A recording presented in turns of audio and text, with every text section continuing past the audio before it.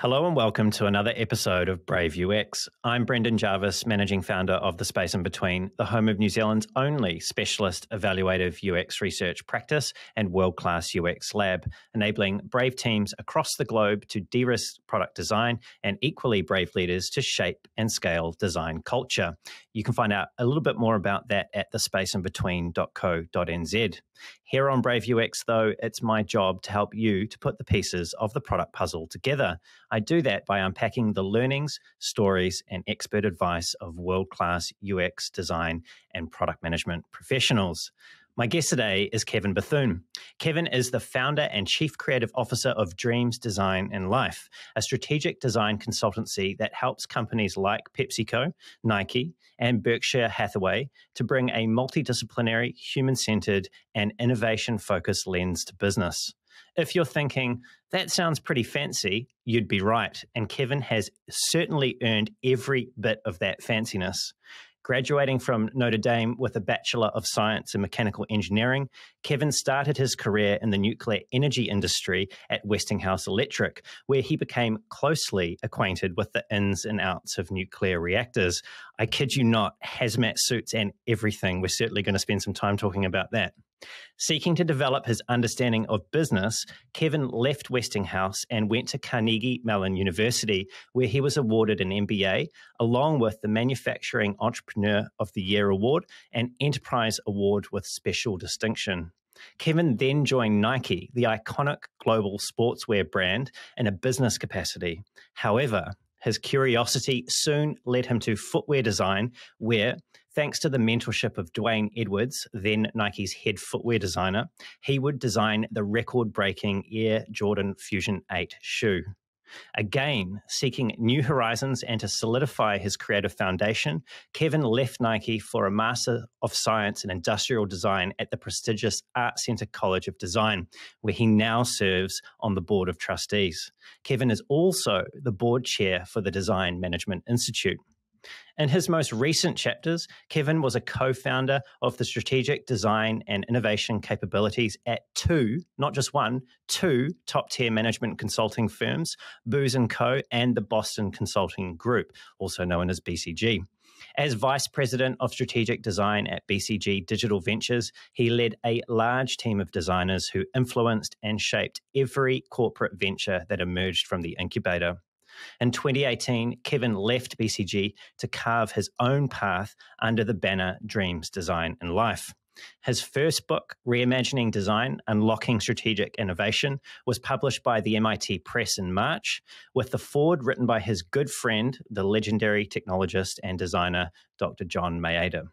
And now he's here with me today for this conversation on Brave UX. Kevin, welcome to the show. Oh, thank you, Brendan. Really appreciate you having me. Oh, it's such a pleasure to have you here, Kevin. And as we were talking about off air, we had recently spoken together at Design at Scale, put on by Rosenfeld Media, and we didn't actually get a chance to connect in person like we are doing now. So it is really great to have you here. And I have some serious doubts that we're actually going to be able to get through all of the amazing things that you've done and that you are still doing, but we'll see how we go. Appreciate your kindness. Thank you. Kevin, one of the things that I discovered about you when I was preparing was that you, at least in the past, have been a big fan of endurance running.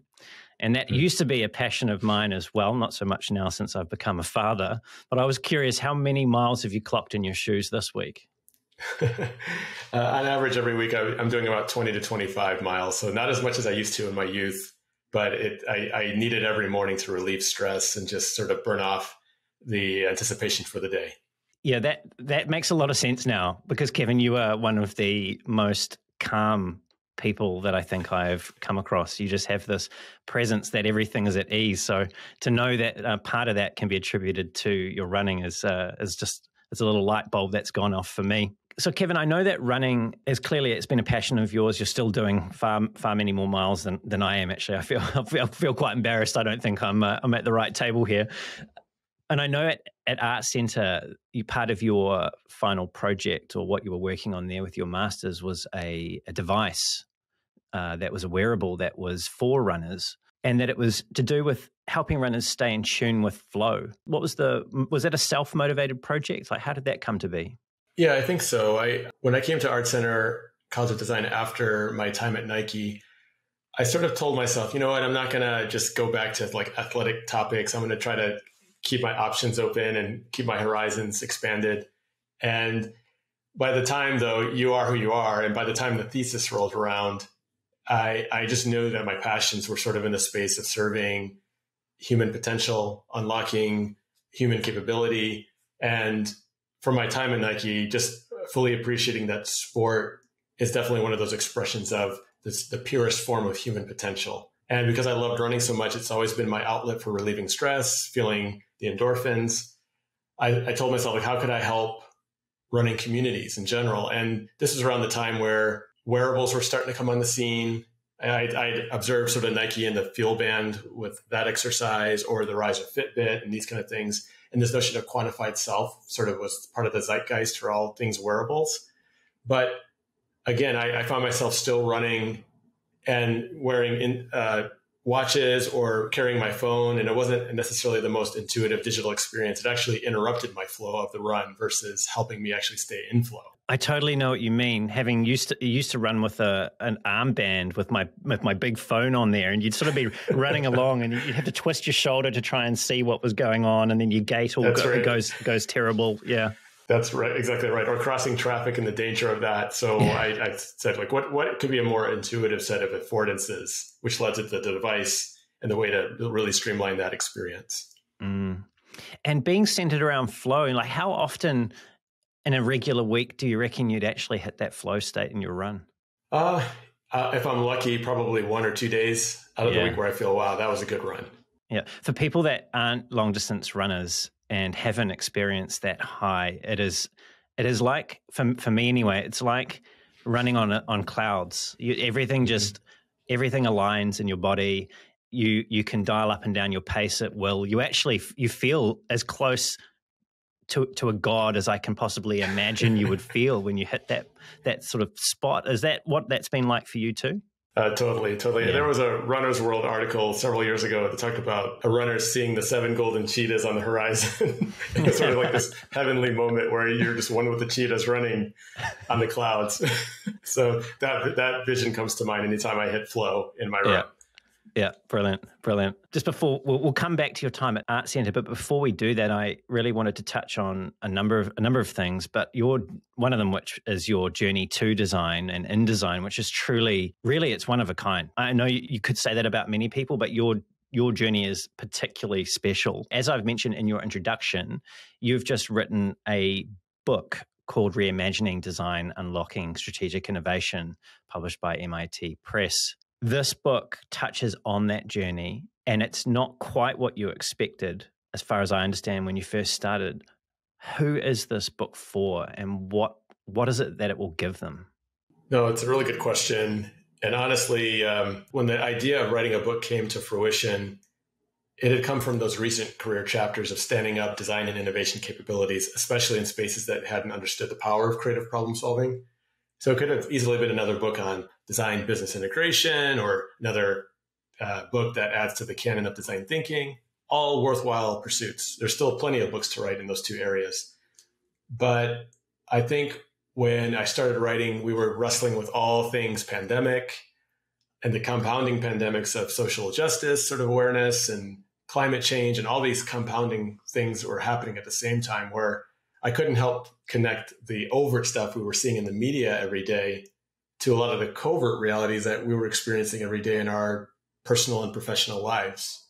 And I found myself sort of going there. I couldn't help but go there to that personal lived experience, whether it's in the workplace or navigating my community, and unpacking that. I found myself, the writing process was a cathartic act of unpacking a lot of that stuff that had built up over time. That stuff that had built up over time, and being in that space of the pandemic and with the unrest that was occurring, particularly in America.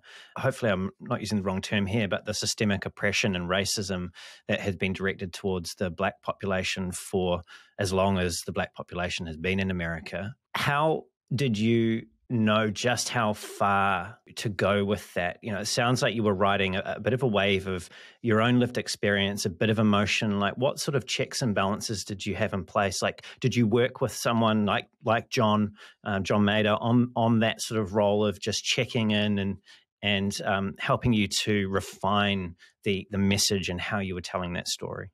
It's an interesting question. Upon reflection, there were definitely a few author confidants that I felt like I could go to. They created safe spaces for me. I was so honored that John, my mentor, my friend, allowed me to come into his Simplicity series and write the 10th book in the series. And so my wherewithal to not want to bug John was sort of top of mind. So I didn't go to him for consistent checks and balances. I wanted him to like the final work and feel comfortable writing the foreword. And I'm grateful that he did that. But actually, Kat Holmes, who wrote the previous book in the series, Mismatch, she volunteered to be my author confidant, someone I could go to and just share like rough balls of clay, get impressions. And she was actually the first voice of encouragement to say, you know what, you're presenting a perspective here that is rich with practitioner frameworks and information to help people, help designers, but you are writing in a way that can shine a new light on design for all types of people. And ultimately, when I saw how the book was making traction in the market and watching people post excerpts, I realized that the book is actually functioning like a mirror for anyone that's creatively curious, irregardless of background. You don't have to be a designer to benefit from the book. It's for students, it's for business folks, technologists.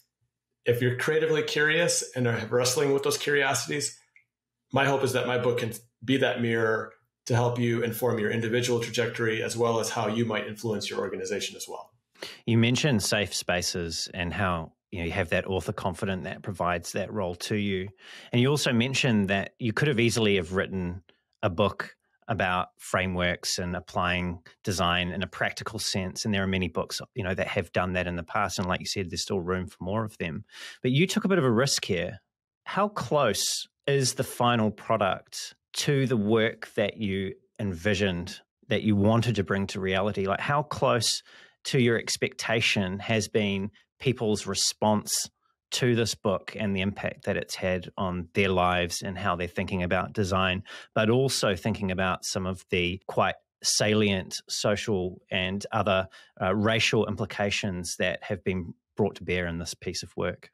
There's definitely always a tension in my mind of wanting to have the book enjoyed by as many people as possible. And on the other extreme, I feel like my job is done if just one person says, this book impacted me, it changed me, and I've had more courage, creative confidence, curiosity to move forward in my journey. And I've gotten messages like that. I am so grateful. And just getting those messages on a daily basis or weekly basis, the impact that the book is having because it pivoted to this very personal place, I'm over the moon in terms of the resonance and the impact that has on people. So to answer your question, it's far exceeded my expectations from what I thought would have been a project from the outset. Mm-hmm. People, if you're listening and you want to get just a sense of what the book is like, I believe you can go to the MIT Press website and there you can read an excerpt. I also know that on Amazon the book is available and there is an excerpt available there as well. I definitely highly recommend that you check it out, and we'll be coming back to the book at some point in the rest of this conversation as well. Kevin, you've worked on nuclear reactors, you've designed Nike shoes, you've been a co-founder of a global design ventures business for a renowned management consultancy, two of them. How do you think about this journey? Are you a polymath, or are you a hard worker, or are you someone who just knows how to make the most out of an opportunity, or is it simply just good fortune? How do you post-rationalize what this journey has been for you and where it's still going? I think the best answer I can give is that I'm a very curious polymath. What's the saying? Good fortune favors the brave, or whatever. I mean, I'm definitely an imperfect human being. Don't always feel brave at times. But at the same time, I can say I've been in situations where I've wanted to connect the dots in terms of understanding the bigger picture and my specific role in that puzzle piece. But many times feeling the resistance of, well, that's fine. You have those curiosities, but know your place, play your role. And in a way, indirectly saying, play small, play in terms of how we see you. But again, my curiosity is firing and wanting to connect dots and wanting to go explore. And figure out how to investigate larger narratives, larger stories to unearth human possibility and opportunity and all these things. And so that actually leads me to certain convictions that I believe are important, that I'm willing to like fall on my sword for, for the sake of wanting to make the right impact on the human condition, on the world, et cetera, et cetera. And I want to keep going with that. So curious polymath, the curiosity will beget definitely the hard work to want to like lean into the fringes, not be afraid to experiment, not be afraid to like lean into the wind of resistance when people aren't uncomfortable with me doing that. And I'm never going to stop. It's so great to hear you say that. And I think I probably didn't do Kevin justice when I did Kevin's introduction. You kind of give people a sense of who's coming on, but didn't really dwell on like just how much intensity you must have had to bring to bear to do and achieve all of the things that you've achieved. And I want to come back to where people begin and where you began, Kevin, because I always like to give people a bit of a sense of just what that origin of that journey has been like. You grew up in Downriver Detroit, and I haven't been to Detroit. I have been to the States, but not to Detroit. And I've heard you describe your upbringing as middle class. Now, I could make some assumptions about what that means, and we could go from there, but I don't want to. I actually want to ask you about that instead. So when you think about Detroit, Downriver Detroit, growing up, what memory stands out for you that captures what that time was like? I think Downriver Detroit, for those that don't know, it's definitely like the southeastern metropolitan sort of region below downtown Detroit. And that area was home to many folks that work in the American automotive industry. So most of the neighbors were factory workers, business folks, engineers supporting these brands. And even within the city that I lived in, you definitely saw the extremes of perhaps the more affluent to the really perhaps destitute. You had a wide range from blue collar to white collar. And, we were definitely in a middle-class home. Both parents worked very hard to support us three kids. And, we definitely had our fair share of resistance where we were reminded quite repeatedly that we were not part of the normal culture of that environment. So these were predominantly white, middle-class neighborhoods. And so we definitely had a lot of friendships, a lot of good experiences in the school systems and such. My parents had a lot of friends from all, backgrounds and races, but every so often you get reminded you're the other, you're the Black family in the neighborhood. And some may not feel like they want to welcome us and they want to make that known. And so the innuendos or even the overt slurs in school, the epithets that you would find in workplaces and institutions, like that, you would see that stuff, the graffiti, you would see that stuff. Our home was even, vandalized a few times in the different parts of Michigan where we lived.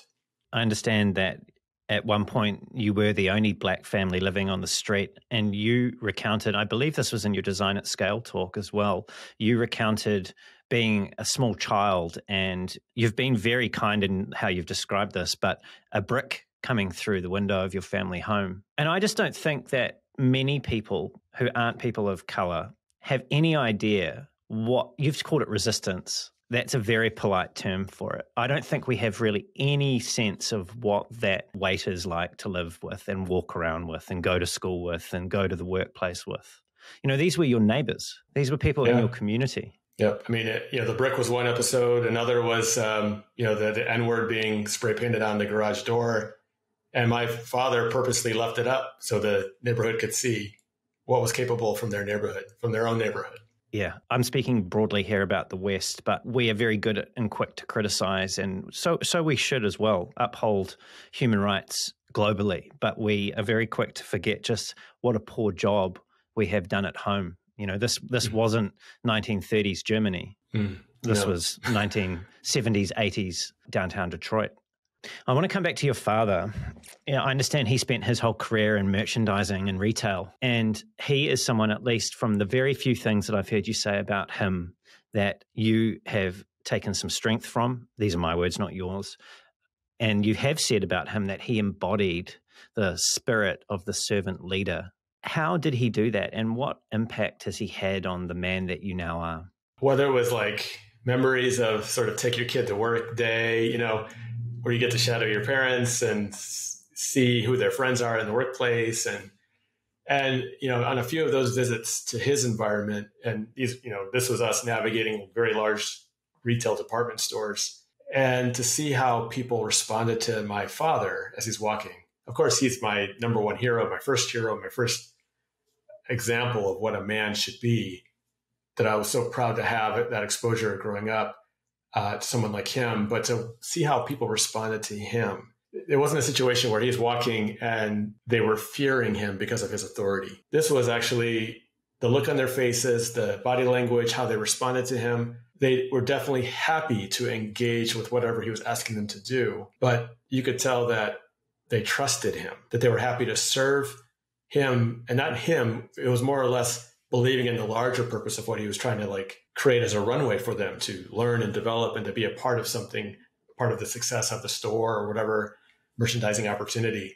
They were about it. They believed in the work. You could feel it. And they revered him. They trusted him. They adored him. And I remember as I got a little older, going into my first jobs, he would often say, you can't lead anyone unless there's trust first. And you can only build trust by serving and supporting your teammate to the left and right of you. Regardless of what their title is, whether they have a white collar, blue collar, doesn't matter. You serve your fellow human being in those moments, and you build trust that way. And at some point, you will have opportunities to lead from there. Was your dad someone who also embodies the sense of control and calm that you do? He has more of a humorous, funny personality than maybe I would ever have. So I think humor is his calming sort of calibrator. Yeah. Yeah, he sounds like a really, really special guy. He's obviously had a huge impact on you. I want to come to ArtCenter briefly again now. I watched your ArtCenter alum profile video, and in that you spoke about having studied mechanical engineering at Notre Dame. Now, that's a serious college for people outside of the US that don't know. I believe it's Ivy League or very close to. It's certainly up in the stratosphere as far as places you can go. But it wasn't the choice. Mechanical engineering wasn't the choice that you would have made under different circumstances, was it? I had creative affinities early on. I drew for hobby, but the idea of becoming a professional artist or a professional designer, that was just thousands of miles away from my worldview, especially in the heart of automotive country there. And so even though I had creative affinity, I didn't know that I could do that pragmatically. And so the next best choice was, I think mechanical engineering has some visualization faculty, some drafting aspects to it. I know I could draw a little bit there, and maybe that's a first point to really dive deep. It was a pragmatic choice, though, right? As well, from what I gather. Yeah, that's right. Right, less of a risky choice. Yeah. Were you the first, if not close to the first, in your family to go to college? No, my older brother, 3 years older, he was the first in our core nuclear family to go. Right. Yeah. Did he carry the weight of expectation then, and you were able to sort of get away without that? Yeah, a little bit. He definitely provided some air cover, and yeah. Now, when you were a freshman, so you get to this fantastic college, you've obviously got the chops to be there, and you're doing your engineering. And I understand that you had some difficulty with math, and that you spoke with a university advisor about this. What did they tell you to do? And honestly, it probably was more than just math. It was just whether it was math, chemistry, physics. Those early foundational experiences, the learning didn't come as easy as it did in high school or years before. I honestly remember it was so easy just to get the A's, whether it was memorizing or it just came too easy for me leading up. But when I got to Notre Dame, it was a whole different ballgame, and I realized there was deficiencies in how I was truly learning. And when it came time to, visit the freshman advisor with your first round of midterm grades and some of those challenges in hand, like not feeling like I was meeting the mark, the first position was, I'm not sure engineering's for you. Maybe you should go do something else, like study business or liberal arts. And at the first sign of challenge, that was the counsel. So you didn't heed that advice, though, did you? No, I think it ties back to the upbringing, my parents believing in us, inspiring us to really go for our curiosities. And I knew I liked the intersections of math and science and, visualization, whether it's drawing or drafting or 3D work. I knew engineering was speaking to me with relevance. I just needed to figure out how to learn in that world, learn better. And I ultimately decided in knowing that my parents, my family would whisper in my sort of the back of my head, you got to do what it takes to figure this out because you're meant to pursue this. It's meant for you deeply in your core. You just got to figure out how to master the work that's necessary to get on the playing field. What'd you change? Yeah, I think it was doubling down on ensuring that I didn't just memorize terms, or I didn't just like methodically plow through problem sets, that I pushed myself to really understand the material, to not just memorize, but to really learn and master and understand at a deep level how these paradigms were working, so that no matter what question was posed on an exam, I could figure out how to navigate because I knew it that well. I think it was just more of a double or tripling down of mastering the subject matter. It's so telling though, isn't it? It's often something that's lacking for us in our high school educations, is that discipline around how to actually think about what it is that we're consuming as learners. Totally.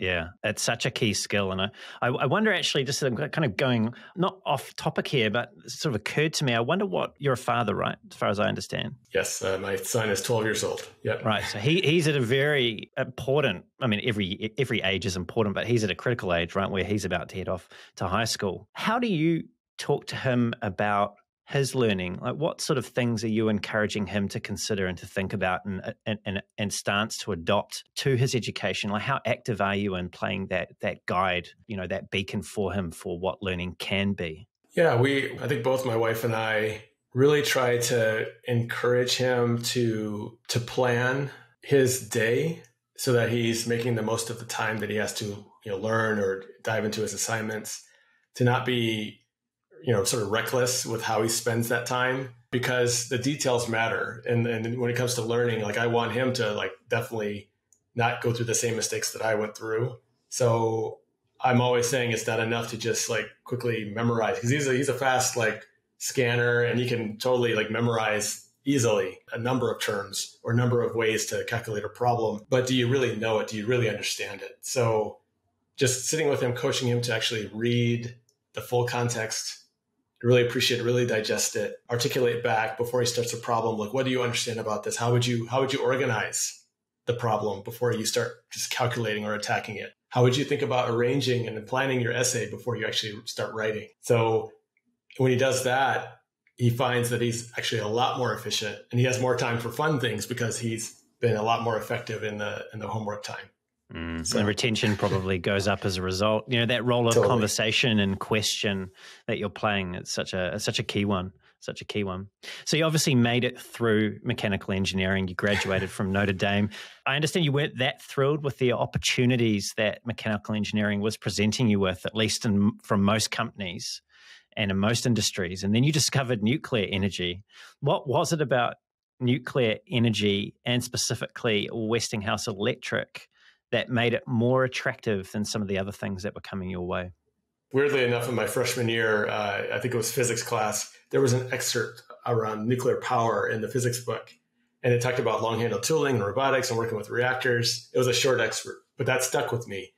And then when it came time for senior year and all these industries are coming to campus, the typical pitch was, well, to do engineering, you're going to have to first learn our business. You're going to have to work on a factory floor under some foreman, shuffle inventory, or move carts around, organize things, clean the floor, these kind of things. And maybe after 8 years of doing that, we'll start to let you have some real engineering opportunities. It's unbelievable. Now, you've just come 8 years. You've just come out of this wonderful college, and this is what they're saying is your potential for the next 8 years. I can't believe it. Yeah, a lot of industries have this trajectory sort of mapped out of what you're supposed to do. And meanwhile, the nuclear industry, what I hadn't even thought of since that first sort of moment in freshman year, but I got an email out of the blue. Westinghouse was really bullish around new talent. The industry was actually bullish because they hadn't hired young people coming out of school for 10 to 15 years prior. So they were facing a knowledge crisis. They were fearing the brain drain of all these engineers retiring. So the door was wide open. Come on in, learn from the best, and really get a lot of credible experience early and often. Yeah. I don't know how, just thinking about that, I don't know how comfortable most people would be knowing that, someone in their early 20s has so much responsibility for something that could go so terribly wrong. But clearly you were very capable, and people around you and in that same position did a good job, and definitely benefits in helping young people come through at the time into an industry that hadn't done its job in terms of recruiting new talent. Being inside a reactor is not a place that many people would voluntarily choose to be. It's probably the last place that most people would want to be. Where did you put your fear? I think definitely from the education, there was a respect for the science. And as long as I understood what was happening, and again, like the expertise was there to really help me understand, aside from the media rhetoric around nuclear, like this is actually how things work. Here's where you need to really protect yourself from harmful exposures. And as long as you do those things, you can actually have a safe, fulfilling career and have no, health risk associated with your time in the industry. So a ski day on the top of a mountain might expose you to more radiation from the sun than all of my nuclear career combined. So understanding the science and understanding the facts, I got more comfortable with the idea of working in that field. I think I saw a photo of you when you were giving a talk where you're in the reactor, and I'm probably not using the right words here, but you're standing there on the framing with some colleagues that's looking down into a reactor, right? And we were over the water surface, like literally the reactor is sitting at the bottom of this giant swimming pool, basically, and the water is the shielding agent protecting us from the harmful radiation below. That blew my mind. It's just water in between you and this thing that could cause so much destruction to the cells in your body. I don't think many people realized just how finely tuned the science is. But I also, you realized when you got in there and started, being an engineer in this context, that what they'd planned to build and what had actually been built, it wasn't 100% aligned necessarily, was it? Yeah. I mean, every plant that you enter to perform maintenance, upgrades, whatever, these are architected multi-billion-dollar structures, and the drawing sometimes doesn't match exactly what was actually fabricated in reality. So when you come in with a new set of tools, looking to engage componentry that had been there operating 20, 30 years, sometimes things don't fit up exactly as you expect, and you have to anticipate the contingencies. So all that just gave me an appreciation of what it takes to deliver on the product promise under mission critical guidelines, and really carrying forward the tenets from my mentorship from my father around building trust and working with high performing teams. Like that was on steroids in that environment. I don't imagine there's many situations in the boardroom that faze you much, Kevin. Yeah, the practice with stress is there for sure. I'm getting a real sense now of where you get your calmness from, having just recounted that story. Thinking about your experience as you're a polymath, as we were talking about, you've obviously developed your foundation in design and built on that in more recent years in your career. But how do you think the mindset of an engineer, the sort of typical engineer, if we can stereotype, compared with, say, your typical designer or people that haven't had training across disciplines in those two things, how do you think that they differ? Whether you believe a designer has a hand in articulating, communicating, visualizing a future state experience that we're essentially creating the future. The engineer, I think, brings a healthy respect for what is actually feasible. There's an appreciation for how the physical world actually works. Arguably the same is true on the digital side of things too, if you're a digital engineer of some sort. But that appreciation of how the world works and being able to unpack existing systems and then connecting that to like how we can reconfigure, reimagine, or translate a different future state. I think that combination is incredibly powerful from my experience. Do you suspect that designers' love for the future state and engineers' appreciation for, sounded like you were saying they had a healthy appreciation for reality and what's possible within the current context. Do you suspect that's why engineering in, say, digital product-based businesses or services tend to do better with the business than designers do in terms of their ability to connect the value that they provide back with value that the business is trying to drive through the products and services that it's putting out there in the world? Yeah, I think perhaps there's less of a, I hate to say the word, but naivete and communicating the hard knocks to the business world. I think engineers have a probably easier time of that, and not being afraid also to speak up to the challenges. Like, we have a clear obstacle here. This technology will not work unless we do X, Y, Z. I think the business world will appreciate that sort of answer and work with it versus, oh, there's a dream future state that I've envisioned. Believe me, this is more attractive than what you're doing right now. And that's a harder mental jump, I think, for present day stakeholders that are immersed in a short-term reality to deal with. So not necessarily that designers need to completely become boring or completely less weird than they currently are and all their, and I am one, so all of our wonderful traits that we have, but that we need to develop a bit more appreciation for reality in order to have more influence. Yeah, I almost see it as a bifurcation in our brains. Like, yes, we have to build up our short-term empathy, our pragmatic empathy for what the business needs to do. And how are we actually being subversive with good intent to help the business be more successful? Mm-hmm. But I think that connects to the other side of our brain to say, like, we need to dream and come up with compelling visions that pull the business to a better place. And you got to have a strong North Star that can pull on the business and really challenge it to do better. And I think that imaginative spirit, definitely design is probably one of the most important advocates to really craft that story.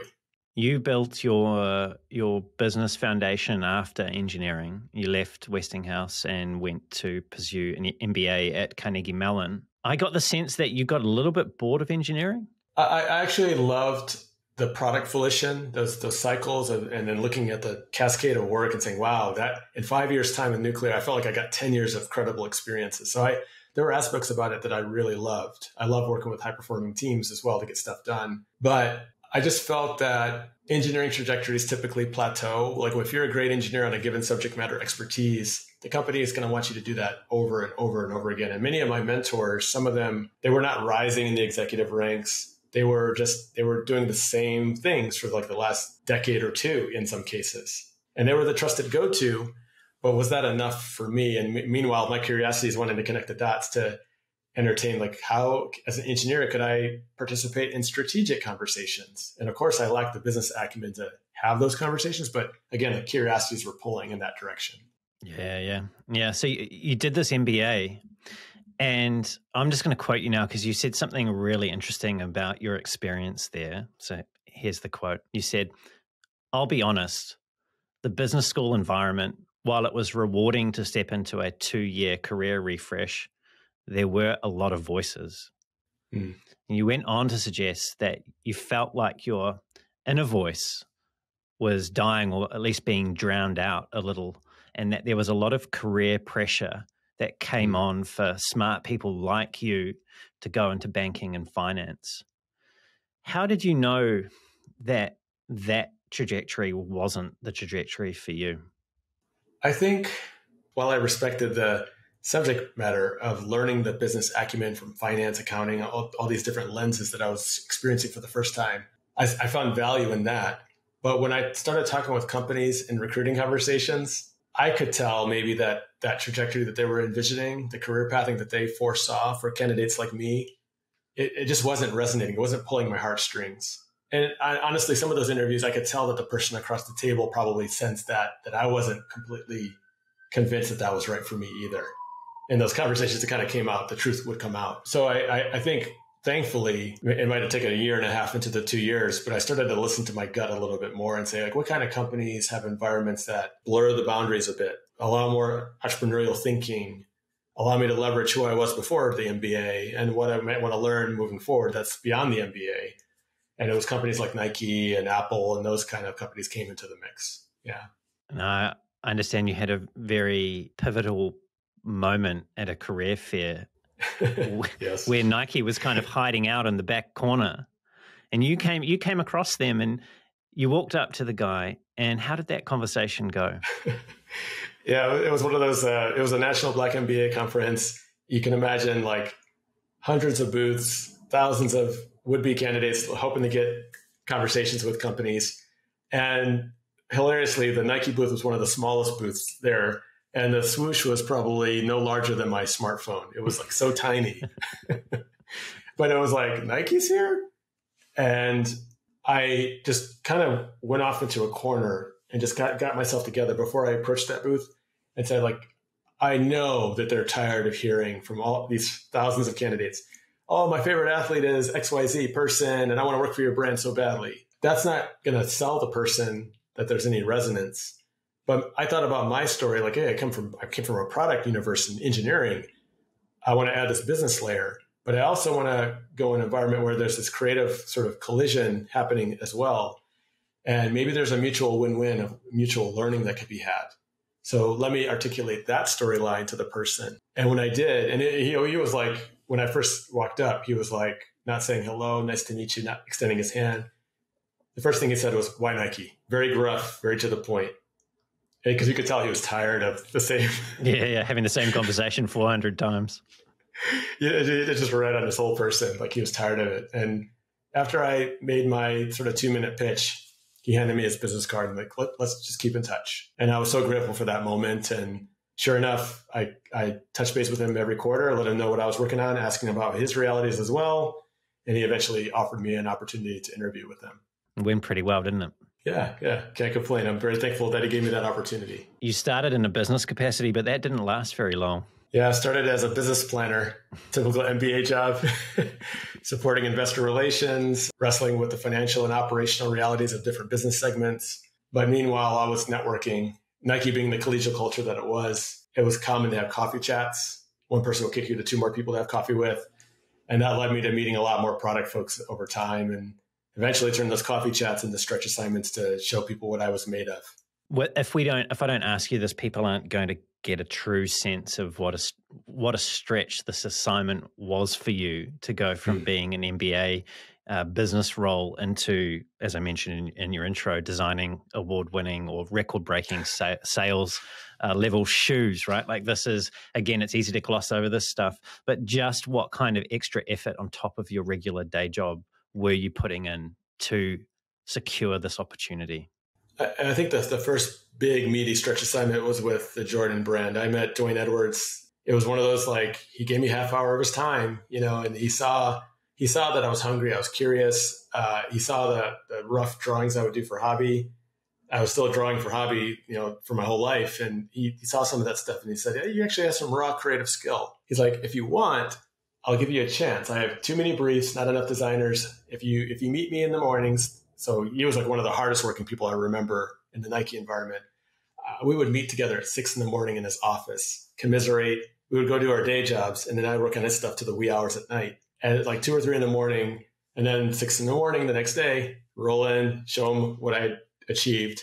And he was giving me hard feedback, like what worked, what didn't work, what I needed to go redo.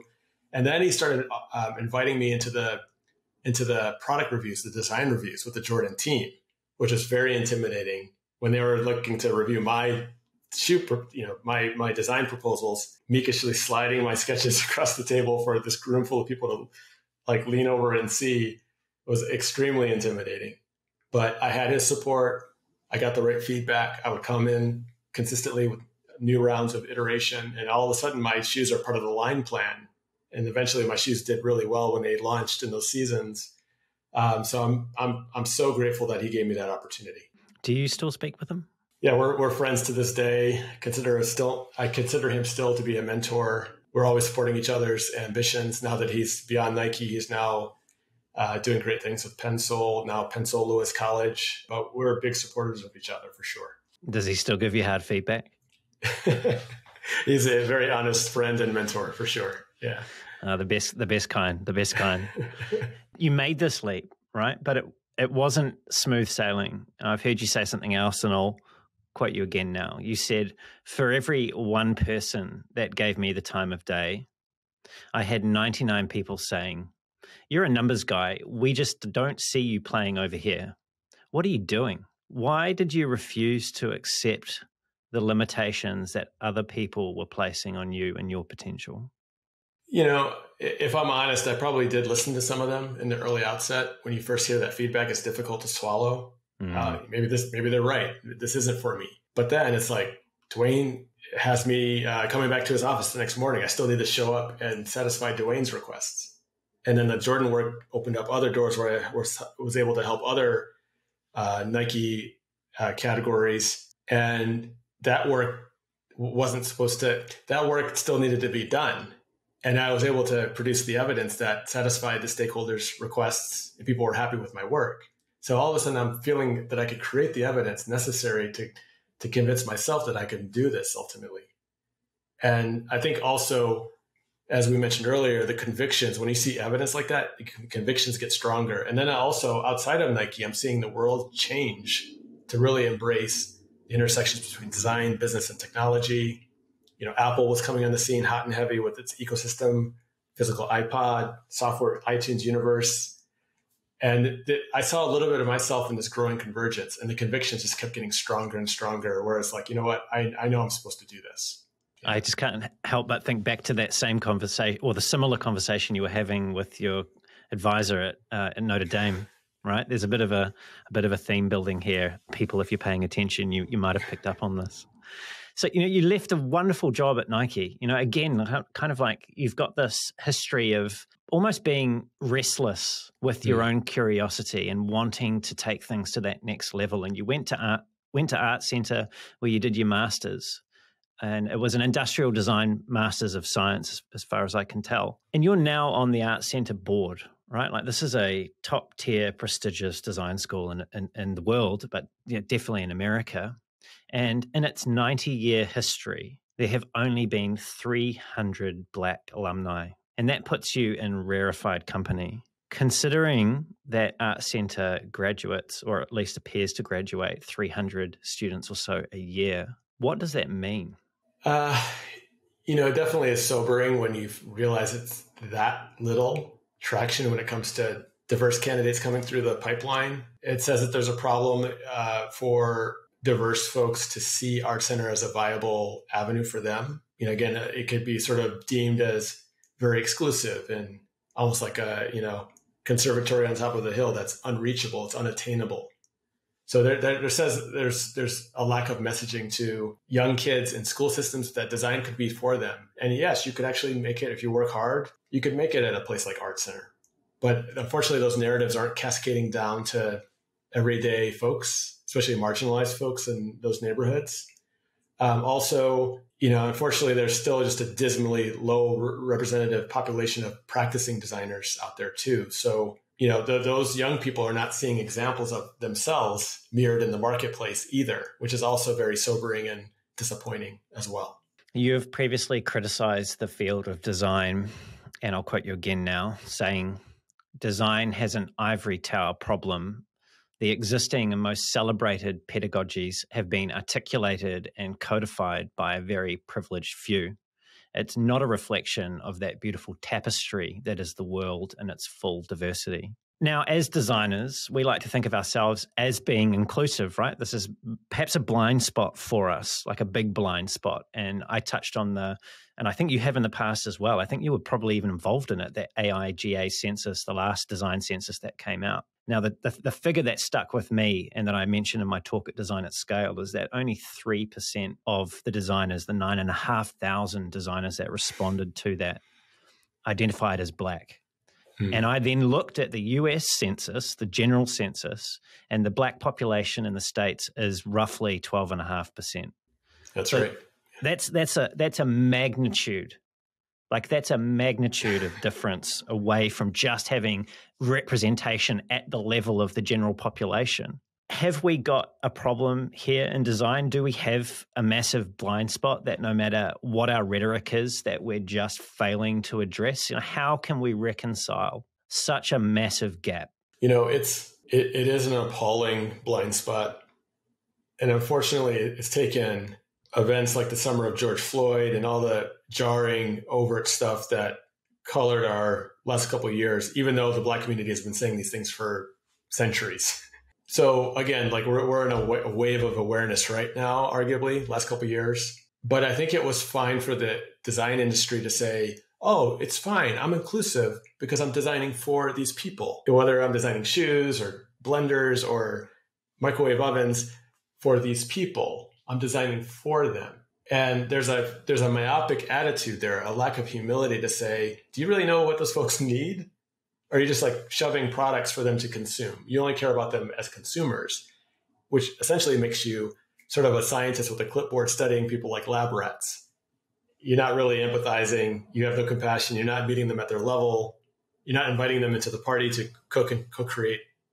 And even designing with isn't enough, because still I can claim to co-create and immerse with you, but then I'm going to go right back into I'm being facetious when I say this. I can hop into my Porsche and go back to the office, into my bubble again, and make decisions without those people. So why can't our future state teams actually mirror the world in terms of representation, so that we actually have authentic people that are representative of those communities, speaking for those communities, or bringing the team back into those communities where they came from to really engage in an authentic way? Versus a lot of the resistance that I felt, where the prestigious design firms might look at me as a candidate. I'm not sure this is for you, or you don't look like my design studio. You're not wearing the black turtleneck the way that we wear it, or you're not listening to the music that we listen to and who we'd like to go have beers with after work. Like you're kind of different. We're not sure. Are these inferred, or are these explicitly said to you? Combination of both. And it's not just me, it's also my Black peers in the industry, where we've found design through weird, atypical paths, and we share notes with each other. I hesitate to say this, but you're now part of the ivory tower.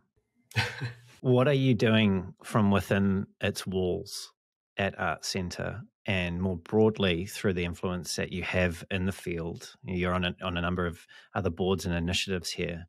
What mountains are you trying to move here, and how are you doing that? It's funny. My friend, Dr. John Maida, sort of tapped me one day and said, you have to remember, like, Muhammad Ali didn't just tear down the world of boxing to make a name for himself, and then ultimately to become a beacon for all things social injustice, the activism that his platform represented in a corrupt world of boxing. He was able to navigate to the very top of that and then use his influence in a major, powerful way. So part of me believes in, there's a lot of things that need to be tore down and built back up again, reimagined completely, radically in some cases. But at the same time, I also know pragmatically that there's certain platforms, infrastructure, precedents that are going to take a long time to unwire. And so while those platforms are actually so intertwined in our everyday makeup, learning how to navigate them, to create space, to advocate for those hidden voices, to create opportunities. I'm a big believer that I can't just do my job. And if I'm the only one in the room, that means I failed. But I need to be conscious of, like, who can I bring along with me? What communities can I be a part of to show them the work that I'm a part of, or, shine a light on other people doing great work so that they can see that. And let's share it with each other. Let's actually practice some eminence so that we can learn from each other and realize that we're not alone in this journey. And then let's go shine a light and provide mentorship and exposure to the next generation that's coming up, watching all of us as examples. Do you think that most companies see diversity as a social problem that needs to be solved, or as a risk to their profit and loss that needs to be managed? I sort of see it maybe along the tiers of, number one, I hope to believe that the large part of our humanity, our human collective, cares about doing the right thing, and they want to feel like they're invested in that pursuit. But to our earlier arguments, the business world has a huge, appalling blind spot in this regard. And you're already late. I would say that to most industries, you're already late. And that blind spot that you have is now actually eroding and risking your business, because people's value criteria is constantly changing. And especially over the last couple of years, it's changed overnight in some cases. And you're already late to be able to respond to the demographics that are going to be very important to your bottom line moving forward. And they don't want to just be a lab rat or a consumption engine for your business. They want to know that you're in it for their benefit, for their well-being. And if you're not able to prove that, I think people are waking up to these realities and sharing receipts with each other. I can get on Twitter and see what your employees are saying about the insides of your company quicker than you think. I can see what your customers are saying about your brand faster than you think, to get an assessment of how truly committed you are, or if you're just doing lip service and being very performative. And unfortunately, most companies fall into the performative category, if we're honest. Companies are often held up as our beacons of innovation and contrasted against government as, I suppose, the laggards when it comes to change. Yet, listening to you describe the current state, it very much sounds like the corporate world is being responsive and has been caught with its pants down with regard to such an important social change that is undergoing and that we're currently living through. Mm-hmm. It almost, to me, I mean, I don't know how you think about this, which is why I'm going to get to a question in a second, but like, just how alarming is it that unless we see the events that we saw in 2020 and had been happening for, let's be honest, had been happening for forever, since before that as well, that were just being willfully ignored. Yes. What does it say about our institutions, corporate or otherwise, that it takes something so graphic and so unignorable and so wrong for us to respond? Why does it take that, which we all saw and still is burnt into our brains, before people start to really take action? Unfortunately, the precedent is about that desire to win at all costs. Win in terms of, call it greed, call it the supremacist notion of wanting to win at all costs at the expense of human beings. And I say that not from the overt stuff. I say that more from the covert stuff of like, you're fine not listening to large swaths of people that represent our makeup of society. You're fine, driving into a path of privilege and while realizing that, several miles away, there might be someone experiencing a case of police brutality. Because it doesn't affect your world, you're fine being a part of an engine that's going to satiate your desire for wealth and dominance and supremacy. So unfortunately, I think even since 2020, like there's been a boomerang back where this is 2022. You don't see as much corporate energy around these issues, even though it was so graphically depicted in 2020, where a lot of companies were saying things and you hardly see any of that. So we're almost in this like boomerang cycle of a reversion of a hesitancy to talk about that stuff anymore. And in some cases, some companies have doubled down on the opposite position. Oh, that's political talk. We don't discuss political stuff at work. Don't bring your full self to work. We only want your work self. And it's like, no, this is not politics. 2020 was about right or wrong. Human condition, violation of someone's humanity, several times over. And you don't want to talk about that stuff. You don't want to have an open conversation with the people that are clearly being affected by these continuing acts of tragedy and how they have to swallow that and come into work every day. You're telling people to stop talking about those things. So all that to say is that I think we have the cycle of performative behavior followed by resistance to dealing with some of these issues. And over again we go. There's a word for that behavior of avoiding engaging in this topic that comes to mind for me, and that's cowardice. I think you're right. Are the hierarchies that we create in our endeavors, whether they be in government or through business, are they effectively creating a zero-sum game here? Do people, and I mean particularly white people in the West, do we have to start acting against our own self-interest and proactively give up our seats? Is that the solution? Is it that drastic? Or is there something that I'm not seeing and that people aren't seeing as a way of actually addressing this fundamental social problem that we have created and continue to perpetuate? I think as you characterize that question, I definitely see in my mind two ends of the spectrum, zero-sum game clearly, or a flourishing of opportunity for everyone. And I'm definitely of the camp that leans to, there's a latent opportunity to really flourish where we can all benefit if we open our eyes and say, like, how do we mirror the marketplace, mirror this mosaic of humanity, ensure that our teams are representative, that we allow people to bring their whole selves to their organizations that they're a part of, and that we'll be less biased, we'll have less blind spots, we'll create enormous business opportunity if we do that. Hopefully a responsible, respectful opportunity at that, right? In the short term, though, as part of a strategy to eventually get there, if I'm a corporation, my whole C-level is, and the couple layers below that C-level are all white males, for example, you might have to make some concessions to say, this is just a mismatch. We're mismatched and we need to fix it. And there might need to be some short-term interventions that are perhaps painful to navigate and for the need of inspiring bold change. That might be uncomfortable for some people. So I think we have to reckon with that as well. Kevin, that was a very diplomatic answer, suggesting that it's both. It's both. Both of these things need to happen. So. And much more towards the compelling vision of the future that you painted with greater opportunity for everyone. But I suppose my concern, if that is the only, not criticism of your vision, I think it's a wonderful vision and definitely where we should be heading. But I can certainly see people becoming complacent with that if that is the only thing that is in their mind. That's right. Wouldn't it be nice one day if it'd be very easy to ignore the reality on the ground currently?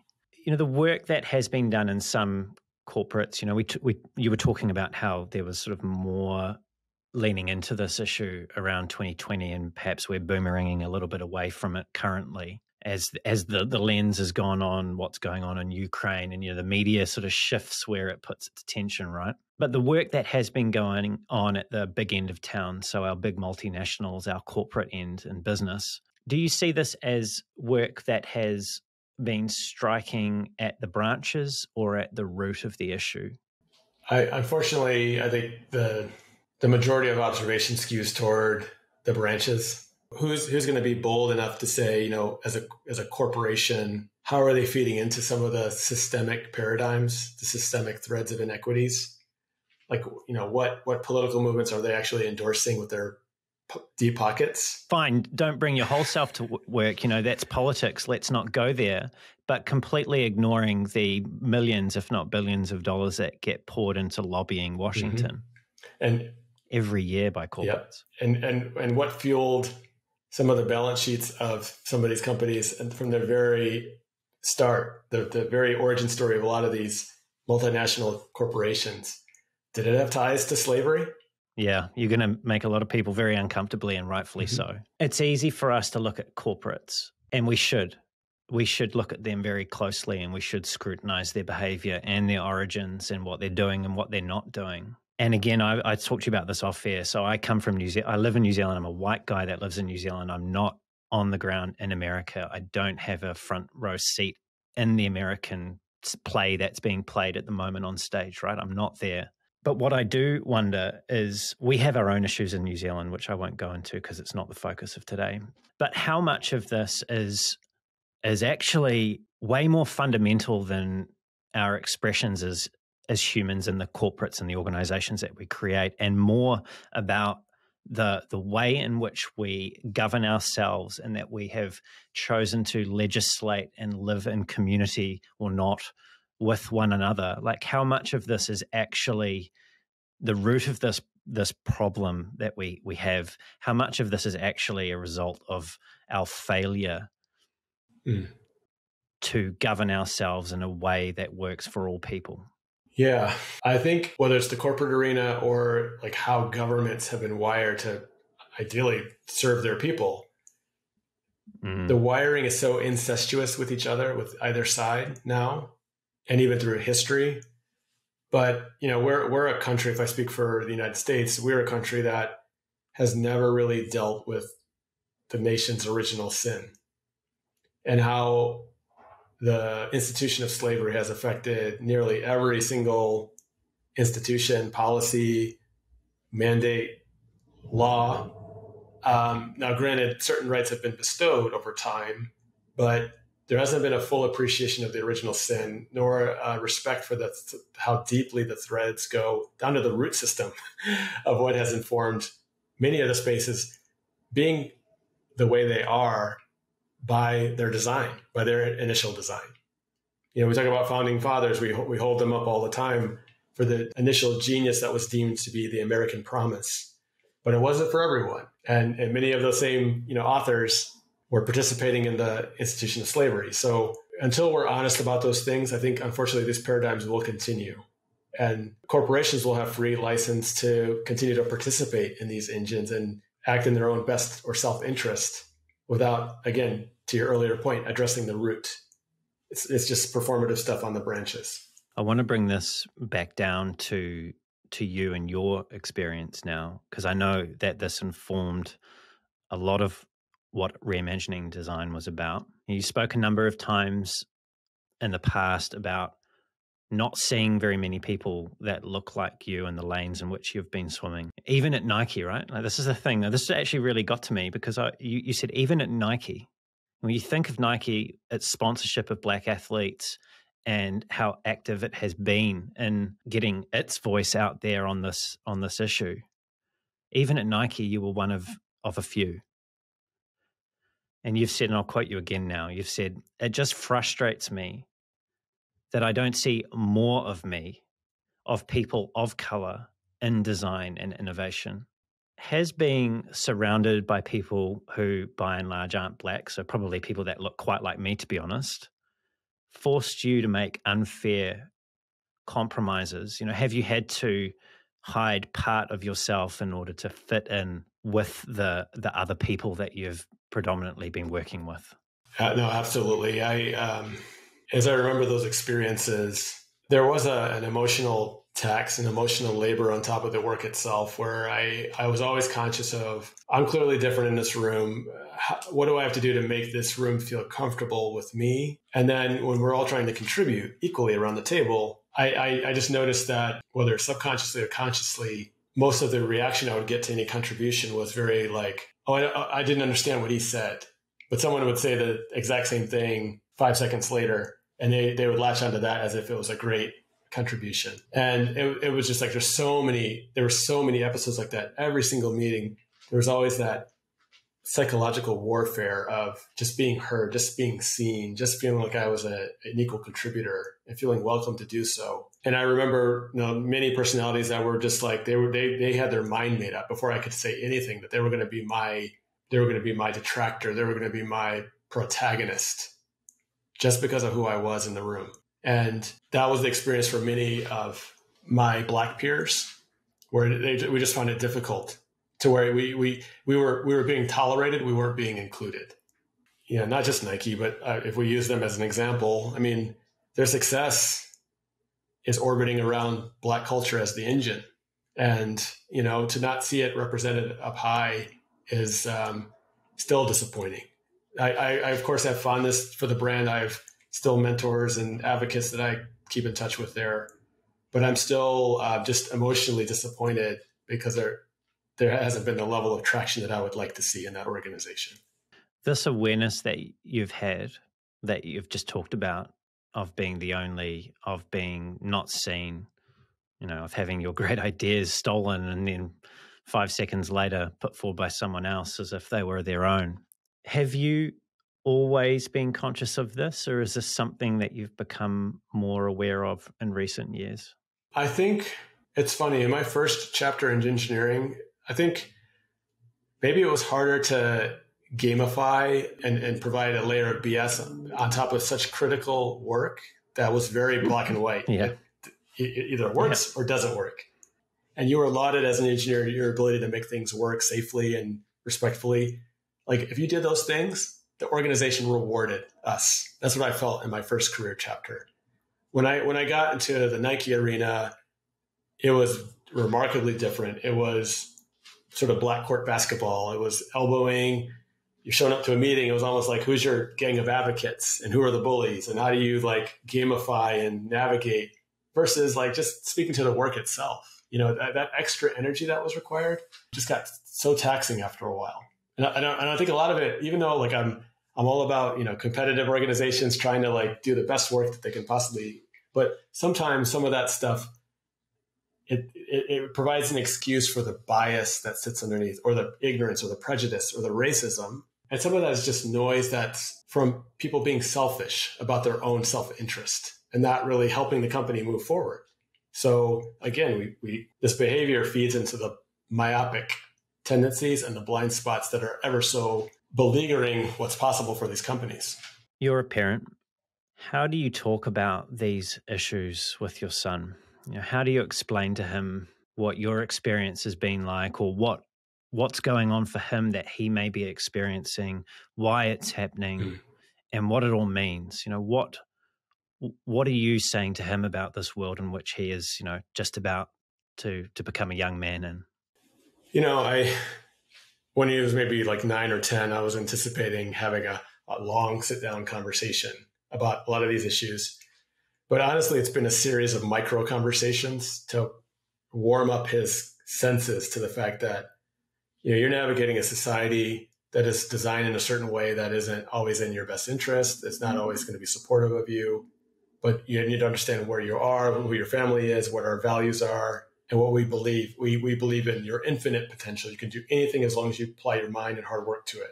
But having to have micro conversations around, like, when you walk the dog with me, and if a policeman rolls up, here's how we behave, right? Like, having to have those difficult conversations. Or when the class that might be predominantly white, when they gang up on you because of your appearance. Like, there was an episode where they made fun of his hair because it's curly, that was his first moment of feeling the pig pile of all these kids ganging up on him because of his appearance, and him having to work through his tears to deal with that. And then reminding him that, you can have big dreams, but to make those dreams a reality, the conduct that we have to have versus what he sees out of his peers and how they talk to their parents, how they deal with authority figures. You can't behave like that because you're going to invite a whole host of this other stuff that you don't know exists, but it truly does exist. And you got to be prepared to know that that's there.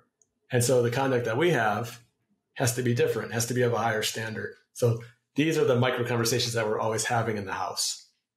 I'm just going to leave that there. I think that's something that everyone listening to should have a think about and reflect on. Now, Kevin, I know that we spoke before we jumped on today about concluding our conversation with a passage that you feel from your book is important for our audience to hear. And that time has arrived. Right. So when you're ready, take us away. Okay. I'm going to read the first paragraph from chapter 8, which I call Mirroring Our Diversity, Reflections for Our Future. Reimagining Design speaks to how design transformed my life and how lessons I've learned can provide useful perspectives for individuals and organizations. Individuals will hopefully get a sense that it's fine to mull over that career change or follow through on where that burning curiosity might lead them. In a converging world where business, creativity, technology, broader ecologies, and social justice intersect, everyone will undoubtedly touch design in some way. Whether you're a designer, product manager, or engineer, we should all have an appetite to break down the silos that prevent us from communicating, collaborating, and garnering strategic alignment together. Organizations will imagine how to leverage design more strategically than before. This will take investment in design while carving out bandwidth for teams to collaborate in multidisciplinary ways. This is true whether we are carving out a part-time capacity to explore new growth or ring-fencing a dedicated innovation group. I offer these perspectives merely as starting points for every reader to customize and make real in their own complex environments. I have full confidence you will make the necessary connections between these perspectives and the realities within your organizations. Let's be honest, breaking existing paradigms is challenging, but totally worth it when you make the commitments for yourself, your teams, and your broader organization. Thank you, Kevin. Thank you for sharing that. And thank you for such a wonderful, wide-ranging and truly meaningful and deep conversation today. I really appreciate your contribution to the field and continued contributions, no doubt, and everything that you've done and brought to this conversation with me today. Oh, thank you for this wonderful conversation. I really appreciate where you took things, and that requires boldness and courage on your part. So thank you for being a new friend and an ally in the cause. You're most welcome, Kevin. My pleasure. Now, Kevin, if people want to get in touch with you, learn more about what you're doing with Dreams, Design and Life, find out about Reimagining Design, what are the best ways or way for them to do that? So for Dreams, Design and Life, it's just dreamsdesignandlife.com.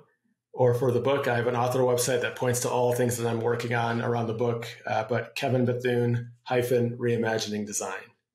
I heard that there might be another book in the works. So I'm in the final places of getting the draft manuscript for book 2 done. It's due by the end of this month. So that is the new goal. Well, we better hop off this call then, and you better get back to writing. Hey, thanks, Kevin. And to everyone that's tuned in, it's been great having you here as well. Everything we've covered will be in the show notes, including where you can find Kevin and all of the great things we've spoken about. If you enjoyed the show and you want to hear more great conversations like this with world-class leaders in UX, design, and product management, don't forget to leave a review. They're really helpful. Subscribe to the podcast and also share it with someone who you feel would get value from these conversations. If you want to reach out to me, you can find me on LinkedIn. Just search for Brendan Jarvis and I'll come up. Or there's a link to my profile at the bottom of the show notes. Or you can head on over to thespaceinbetween.co.nz. That's thespaceinbetween.co.nz. And until next time, keep being brave.